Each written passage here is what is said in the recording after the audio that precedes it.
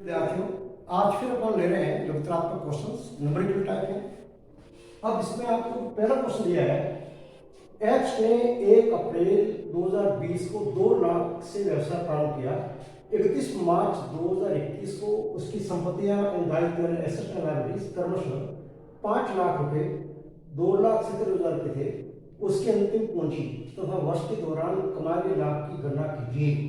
इसमें आपको पूछा है क्वेश्चन के अंदर, आपको अंतिम पूंजी और प्रॉफिट की दोनों चीज पूछी है। तो फर्स्ट आप याद करोगे क्लोजिंग कैपिटल, क्लोजिंग कैपिटल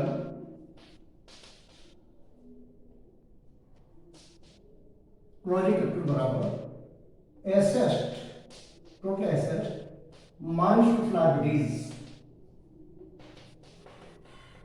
इस क्वेश्चन के अंदर आपको जो दे रखी एसेट का लायबिलिटीज 5 लाख 270 है। 5 लाख आपकी परिसंपत्तियां एसेट है और लायबिलिटीज आपकी 270 है। तो एसेट में लायबिलिटी घटाएंगे, कैपिटल आती है तो क्लोजिंग कैपिटल, क्योंकि ओपनिंग को आपको ज्ञात है। तो वर्ष की जो अंत में क्वेश्चन है 5 लाख आपकी एसेट है, ये 5 लाख माइनस लायबिलिटी 270 रुपये 2,70,000, इनका डिफरेंस 2,30,000। 2,30,000 ये आपकी क्लोजिंग कैपिटल अंतिम पूंजी कहलाएगी। अब पूछा प्रॉफिट, इतना जानना, प्रॉफिट बराबर क्लोजिंग कैपिटल और ओपनिंग कैपिटल जो डिफरेंस होता है वो आपका परिणाम लाभ में आनी होती है। यानी प्रॉफिट बराबर क्लोजिंग कैपिटल,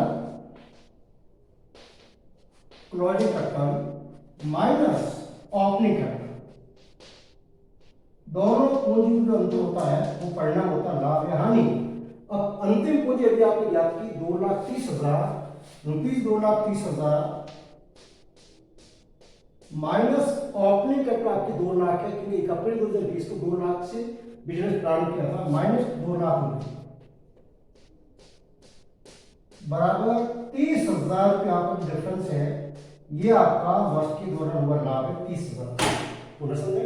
अंतिम पूंजी एसेट्स और प्रॉफिट बराबर दोनों पूंजी का अंतर closing capital minus opening capital. मान लो इसका रिवर्स हो रहा है, या 2,30 है या मान लो 3 लाख है तो 70,000 रुपये का लॉस हो जाएगा।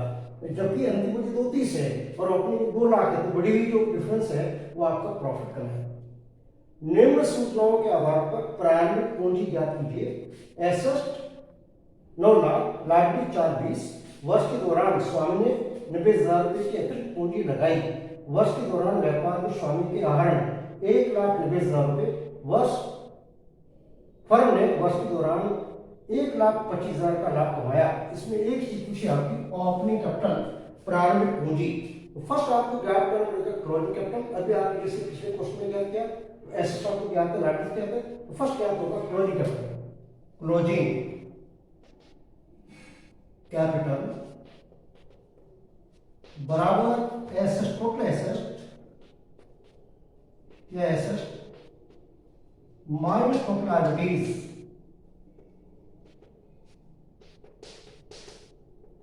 अब याद रखना जो संपत्ति आपको दे रखी है वो आपकी 9 लाख रुपए, 9 लाख माइनस लायबिलिटी 4,20 बराबर डिफरेंस कीजिएगा 9 में 4 के 5, 5 लाख 20 करें 4,80, 4,80,000। ये जो 4,80,000 रुपए हैं ये आपकी क्लोजिंग कैपिटल होगी। कंट्रोल 4,8 और 80 20 से 9 लाख। अब आप निकालिएगा, ये आपने निकाल दिया आपने। अब आपको निकालनी है ओपनिंग कैपिटल। अब यहां ध्यान देना, ये आपकी नया फॉर्मूला ओपनिंग कैपिटल बराबर closing capital, closing capital plus drawings, उल्टा करना होता है, plus drawings minus additional capital, minus additional capital और minus profit.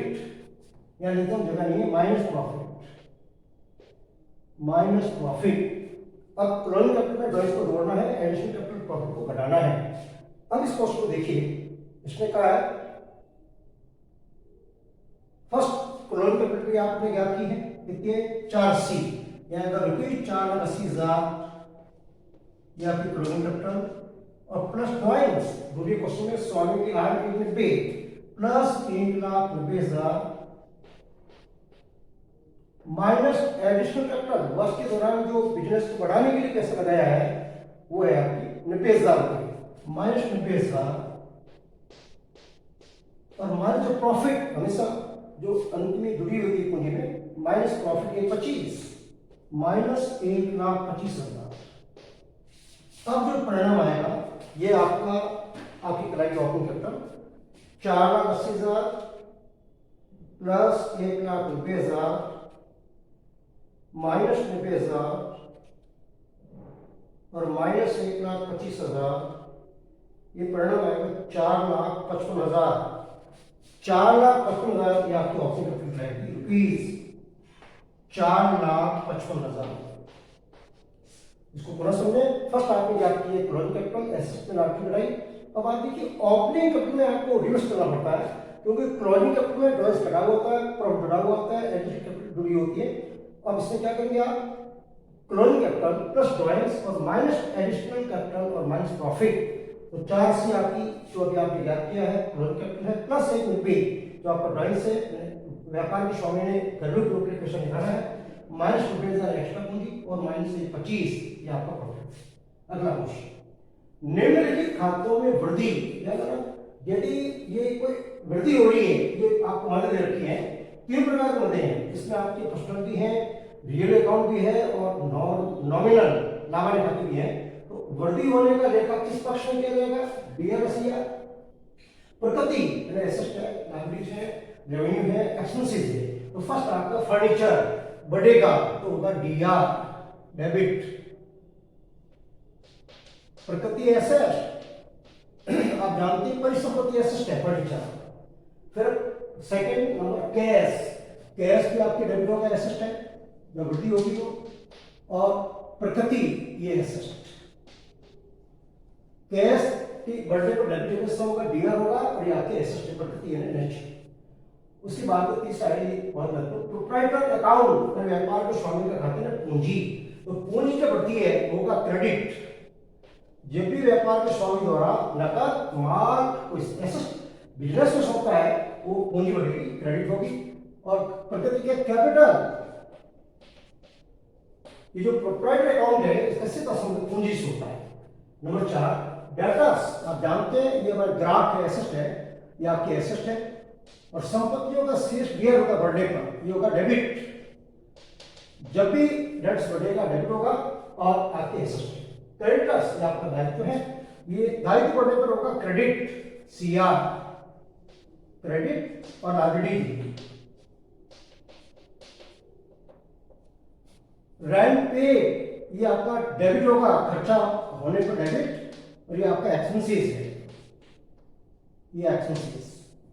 Number 7 commission receive जब भी कमीशन बढ़ेगा लाभ हुआ सीआर क्रेडिट ये रेवेन्यू हो गया। और इसकी प्रकृति क्या है ये रेवेन्यू है लाभ है इन्हें लाभ आगम लाभ कहीं क्या आगम कहीं। वेजेस डेबिट होगा खर्चा है आएगा और ये एक्सपेंसेस। ठीक इसका रिवर्स क्वेश्चन ये है निम्नलिखित खातों में कमी का लेखा किस पक्ष में किया जाएगा। अब मान लो इसमें कमी आती है जैसे मसले आपकी घट गई तो याद रखें इसको करेंगे सीआर यानी क्रेडिट। और प्रकृति ये आपकी एसेट है यानी एसेट में कमी होगी।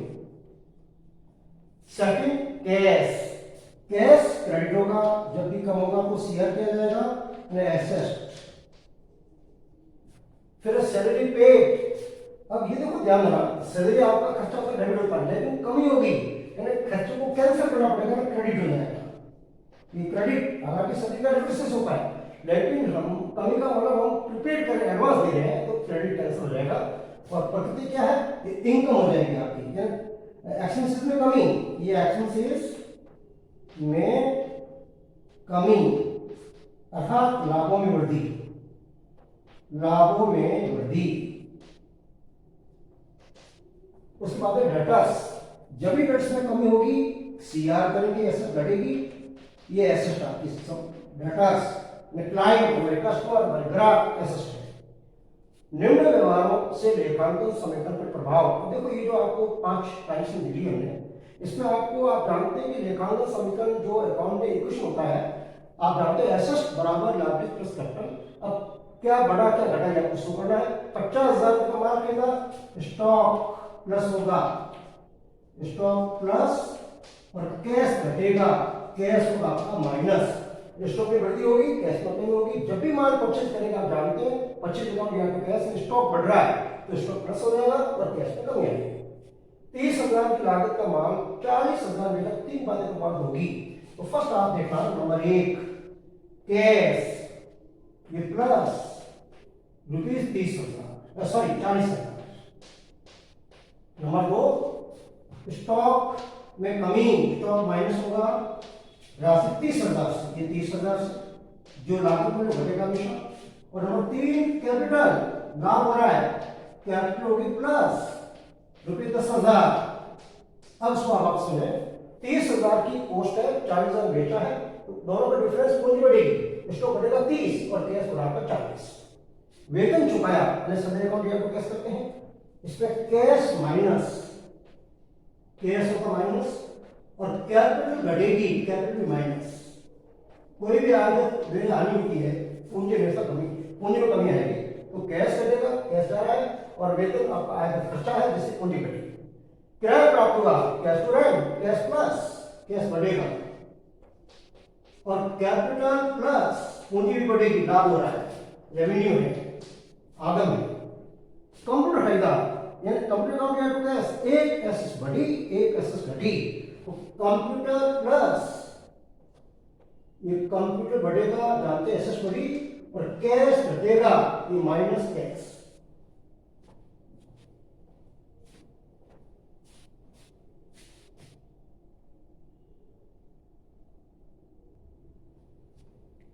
अगला एक क्वेश्चन और है जिसमें हमने कुछ जनरेट दी है।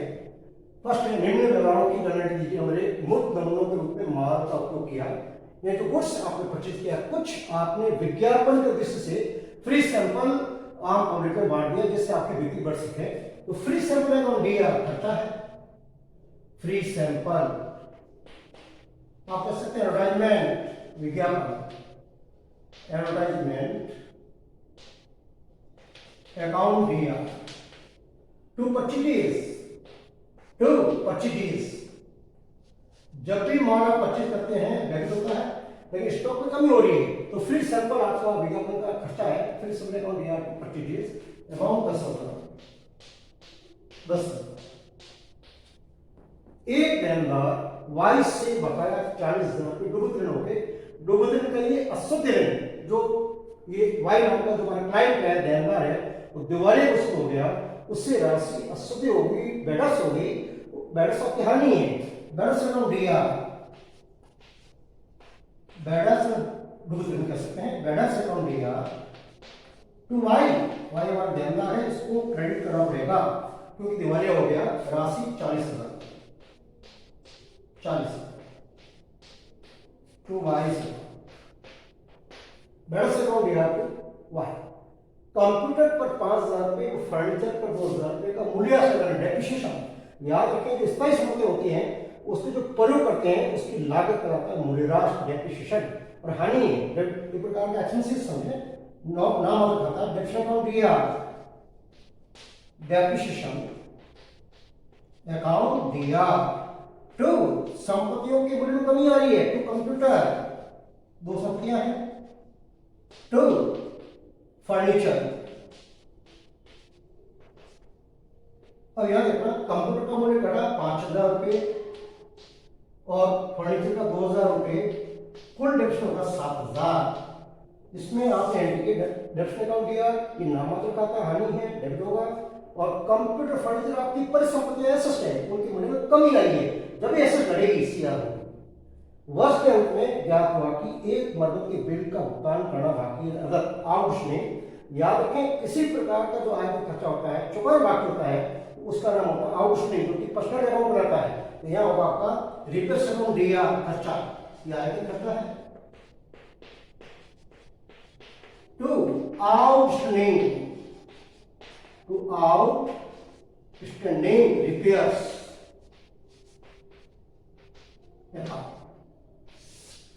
राशि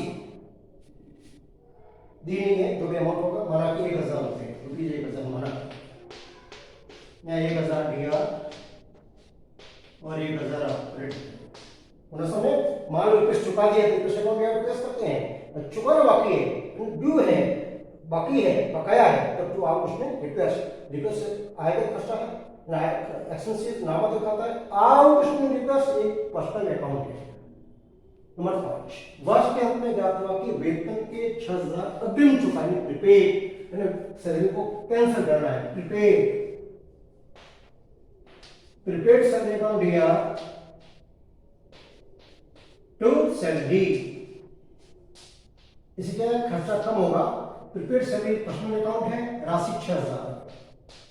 जब आप चुकाते हैं तो सैलरी अकाउंट क्या करते हैं, कुछ हिस्सा में एडवांस चुका दिया तो सही लाभांश ज्ञात करने के लिए, सही वित्तीय स्थिति ज्ञात करने के लिए आपको खर्चा कैंसिल करना है, खर्चे को कैंसिल करना है, सीआर कर दिया और डेबिट किया आपकी प्रीपेड सैलरी जो कि आपके एसेट है।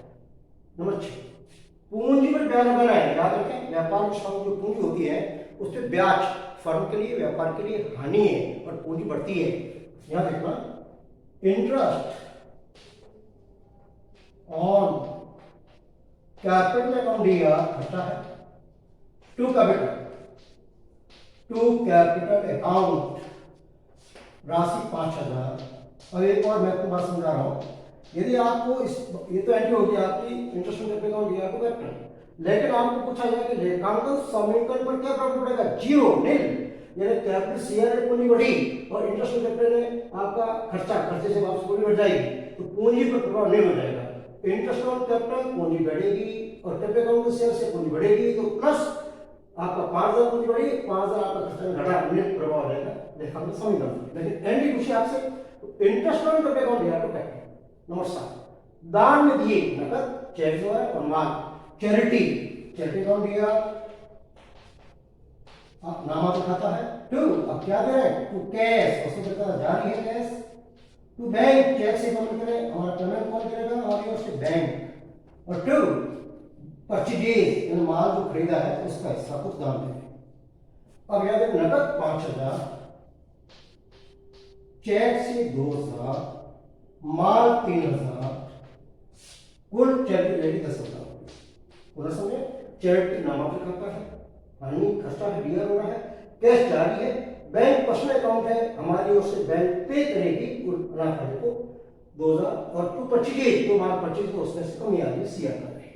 लास्ट बैंक ने बैंक से वसूल किया, जो बैंक में आपका अकाउंट खुला हुआ है, बैंक आपको सेवाएं प्रदान करती है, उसके लिए बैंक जो चार्जेज लेती है उसको बोलते हैं बैंक चार्जेज। हमारे लिए नाम आपको पता है डीआर होते हैं, बैंक चार्जेज अकाउंट दिया, बैंक चार्जेस अकाउंट दिया टू बैंक, बैंक अकाउंट आपका खुला हुआ है करंट अकाउंट और बैंक हमारे से मांग रही है, बैंक को सीआर करके क्रेडिट करेंगे हमारे वीडियो में, तो बैंक चार्जेस आपका खर्चा आप करके दिया हमारे राशि 500 रुपए, ये 500 और 500। नेक्स्ट है कल से अपन नया चैप्टर शुरू करेंगे। धन्यवाद।